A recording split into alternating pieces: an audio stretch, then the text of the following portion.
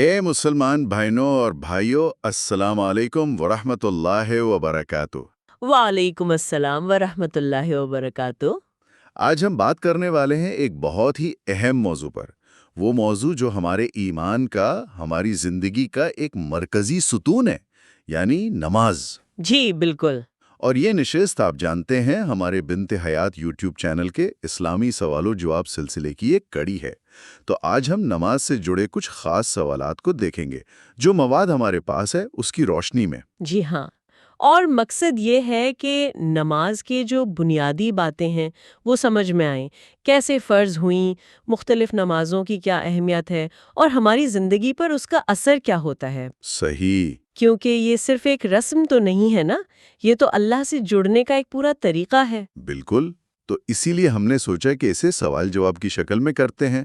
میں کچھ پوچھوں گا، پھر آپ کچھ پوچھیں گی، تاکہ بات چیت بھی رہے اور سب نقاط بھی واضح ہو جائیں۔ ٹھیک ہے، بہترین ہے۔ تو میرا پہلا سوال یہ ہے کہ جب اسلام کے بالکل شروع میں نماز فرض ہوئی تو اس وقت رکعتیں کتنی تھی؟ کیا شروع سے ہی ایسی تھیں جیسی آج ہیں؟ یہ بہت اچھا سوال ہے، کیونکہ اس سے نا شریعت کیسے آہستہ آہستہ نافذ ہوئی اس کا اندازہ ہوتا ہے۔ دیکھیے، جب شروع میں نماز فرض ہوئی غالباً معراج کے موقع پر، تو پانچوں نمازیں فجر، ظہر، عصر، مغرب، عشاء یہ سب صرف دو دو رکعت تھیں۔ اچھا، سب 2 رکعت؟ جی ہاں، سب دو دو رکعت۔ ظاہر ہے اس میں شروع کے مسلمانوں کے لیے آسانی بھی تھی۔ یہ تو بڑی دلچسپ بات ہے۔ تو پھر یہ زیادہ کب ہوئیں؟ مطلب 4 اور 3 والی ترتیب کب آئی؟ جی، وہ بعد میں ہوا، جب حضرت محمد صلی اللہ علیہ وآلہ وسلم اور صحابہ کرام مدینہ ہجرت کر گئے اور وہاں ایک اسلامی معاشرہ قائم ہوا، حالات کچھ بہتر ہوئے، تو اللہ تعالیٰ نے حضر کی حالت میں، حاضر یعنی جب سفر میں نہ ہوں؟ بالکل، جب کوئی اپنے شہر میں ہو، سفر پر نہ ہو، تو اس حالت میں نمازوں کی رکعتیں بڑھا دی گئیں، تو ظہر، عصر اور عشاء یہ ہو گئیں 4 رکعت، مغرب کی 3 ہی رکھی گئیں۔ اور فجر؟ نماز کہتے ہیں، یہ اللہ کی طرف سے ایک رعایت ہے۔ سمجھ گیا، یعنی حضر اور سفر کا فرق رکھا گیا آسانی کے لیے۔ اچھا، اب میرا ایک سوال ہے، ہم سب نماز پڑھتے ہوئے ایک خاص طرف منہ کرتے ہیں، خانہ کعبہ کی طرف۔ اس عمل کو کیا کہتے ہیں؟ جی، نماز میں خانہ کعبہ کی طرف رخ کرنے کو کہتے ہیں استقبال قبلہ۔ استقبال قبلہ؟ جی، یا آسان لفظوں میں کہیں تو قبلہ رخ ہونا۔ قبلہ جو مکہ مکرمہ میں ہے، وہ تمام مسلمانوں کا ایک مرکز ہے۔ دنیا میں کہیں بھی نماز پڑھی جائے، ہر ایک کو اپنا چہرہ اسی طرف کرنا ہوتا ہے۔ اور یہ صرف ایک سمت نہیں ہے، یہ امت کی پہچان ہے، اتحاد کی علامت ہے، اللہ کے حکم کی پیروی ہے، اور نماز کے صحیح ہونے کے لیے یہ شرط بھی ہے۔ یعنی اس کے بغیر فرض نماز نہیں ہوتی؟ جی، عام حالات میں نہیں، الا یہ کہ کوئی بہت مجبوری ہو، جیسے بیماری ہے یا سمت کا پتہ ہی نہیں چل رہا، وہ الگ بات ہے۔ ٹھیک ہے، اب قرآن کی بات کرتے ہیں۔ قرآن میں تو نماز کا حکم بہت بار آیا ہے، لیکن سب سے پہلے شروع میں جب وحی آ رہی تھی، کون سی سورت تھی جس میں نماز کا حکم آیا؟ یہ بھی ایک بہت اہم تاریخی سوال ہے۔ قرآن میں جو سب سے پہلا باقاعدہ نماز کا حکم ملتا ہے، وہ مکی دور کی بالکل ابتدائی صورتوں میں سے ہے، سورت المزمل میں۔ سورت مزمل؟ جی، اس کی شروع کی آیات میں اللہ تعالیٰ نے حضرت محمد صلی اللہ علیہ وآلہ وسلم کو رات کو قیام کرنے کا، یعنی تہجد پڑھنے کا حکم دیا۔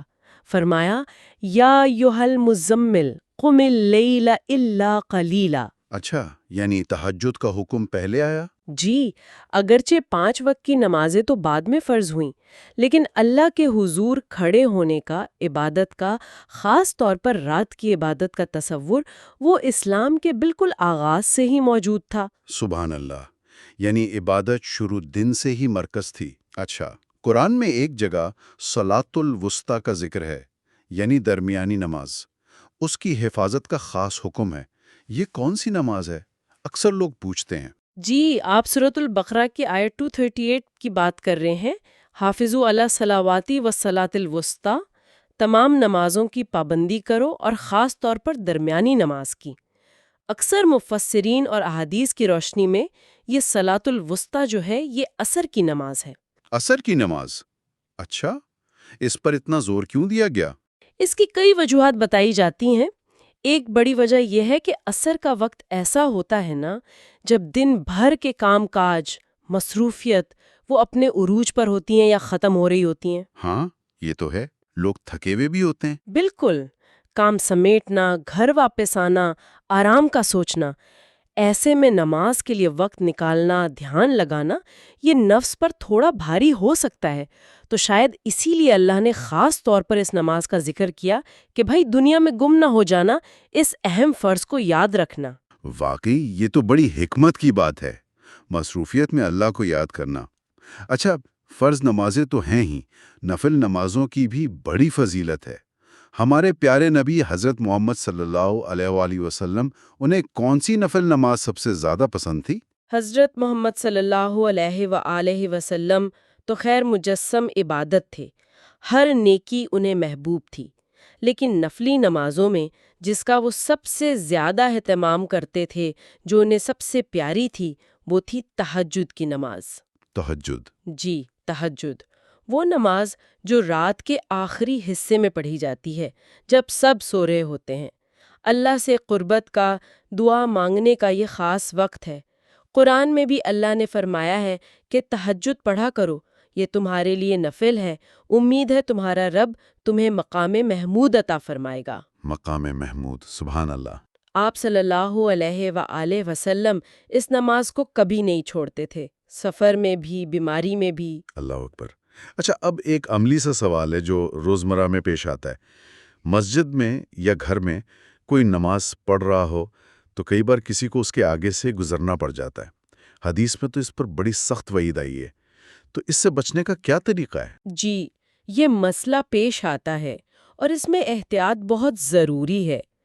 حدیث میں تو یہاں تک آتا ہے کہ اگر نمازی کے آگے سے گزرنے والے کو پتہ چل جائے کہ اس کا کتنا گناہ ہے تو وہ 40 دن یا مہینے یا سال وہیں کھڑا رہنا پسند کرے۔ 40؟ اتنا زیادہ؟ جی، تو اس سے بچنے کا بہترین طریقہ یہ ہے کہ نمازی اپنے آگے سترا رکھ لے۔ سترا؟ یہ کیا ہوتا ہے؟ سترا مطلب کوئی بھی آڑ، کوئی رکاوٹ، جیسے کوئی ستون ہو، دیوار ہو، یا اپنی لاٹھی سامنے گاڑ دے، کوئی کرسی رکھ لے، کوئی بھی ایسی چیز جو زمین سے کم از کم 1 بالشت یعنی کوئی 9 انچ کے قریب اونچی ہو۔ اچھا، تو اگر سترا رکھا ہو تو پھر سترا اور نمازی کے بیچ میں سے گزرنا منع ہے، لیکن سترا کے باہر سے یعنی اس کے آگے سے گزرا جا سکتا ہے۔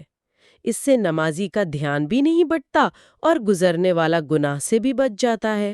اور اگر سترا نہ رکھا ہو تو پھر کوشش کرنی چاہیے کہ نمازی جہاں سجدہ کرتا ہے اس جگہ سے کافی آگے سے گزریں، یا سب سے بہتر تو یہ ہے کہ انتظار کر لیں جب تک وہ نماز پوری نہ کر لے۔ ٹھیک، ٹھیک۔ سترا رکھنا یعنی دونوں کے لیے آسانی ہے۔ اچھا، اب ایک اور اہم بات، جماعت کے ساتھ نماز پڑھنا۔ اسلام میں اکیلے نماز پڑھنے کے بجائے جماعت پر بہت زور دیا گیا ہے۔ اس کی کیا فضیلت ہے؟ اوہو، جماعت کی فضیلت تو بہت ہی زیادہ ہے۔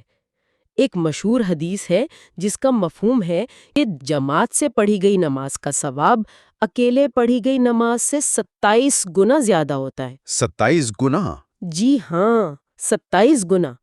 کچھ روایتوں میں 25 گنا کا بھی ذکر ہے، اور یہ صرف ثواب کی بات نہیں ہے، یہ مسلمانوں کا اتحاد، ان کی اجتماعیت، نظم و ضبط، ایک دوسرے سے تعلق، ان سب چیزوں کا اظہار ہے۔ صحیح۔ مسجد میں ایک امام کے پیچھے کندھے سے کندھا ملا کر کھڑا ہونا، یہ تو اسلامی معاشرے کی ایک شان ہے۔